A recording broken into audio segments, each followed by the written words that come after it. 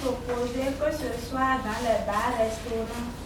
Ce n'est pas une soutenance de fin de formation professionnelle, mais plutôt une compétition de plan d'affaires du volet autonomisation et employabilité des jeunes du projet Bénibiz de l'ONG Technocef Bénin.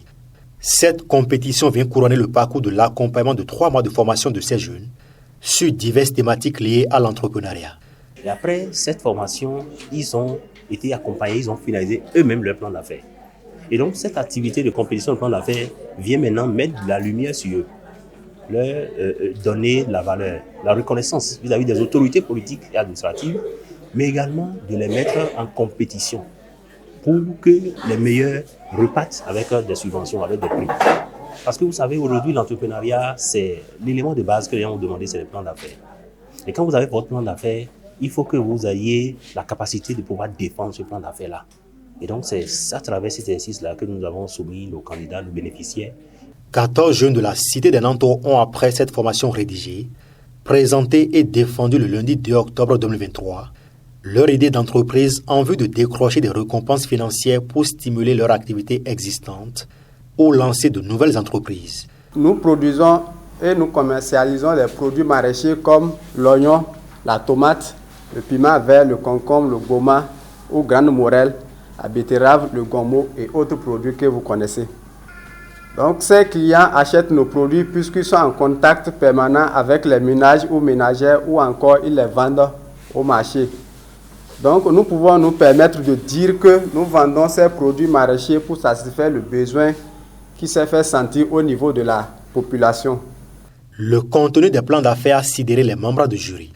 Ça n'a pas été du tout facile pour nos membres du jury de les départager parce que les compétences équivalent d'ailleurs.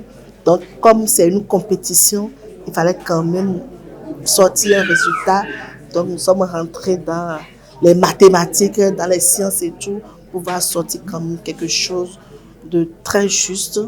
Nous sommes restés sans parti pris. On a fait un travail objectif et c'est le résultat que vous avez constaté aujourd'hui. Au thème de cette compétition où tous les candidats ont présenté des plans d'affaires innovants, c'est Mathieu Tchokoté qui décroche le premier prix d'un montant de 220 000 francs CFA. Cependant, les 14 candidats de jour sont récompensés. Je suis très ému et je remercie infiniment ceux qui ont organisé. Déjà que j'ai reçu va me servir en tout cas le matériel pour travailler avec, pour élargir ce qui manquait. Je vais recommencer, soit peut-être les choses qui étaient gâtées, je vais aussi améliorer et élargir surtout mon domaine de superficie. Nous avions déjà une bonne partie, mais grâce à ce prix-là, ça va encore nous faciliter davantage la mise en œuvre de notre plan d'affaires. Je suis une coiffeuse. J'aimerais créer un centre de formation pour marquer la différence par rapport aux concurrents.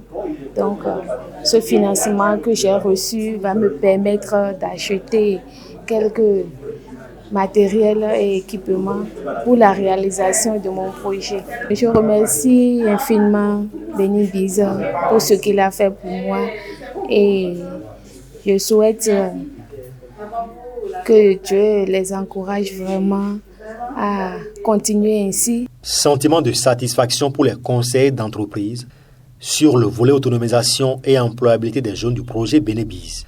Les prix qui ont été, je vais dire, gagnés reflètent vraiment la qualité des pitchs que nous avons écoutés ici ce matin.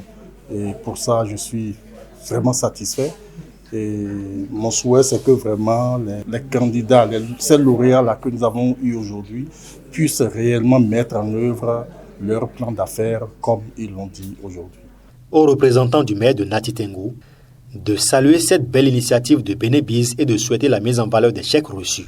Il faudrait que, dès leur retour dans leur domicile, dans leur résidence, qu'ils s'asseyent et qu'ils pensent à la mise en œuvre effective de leur plan d'affaires et qu'ils se disent, qu'ils s'auto-évaluent par rapport à ce qu'ils font.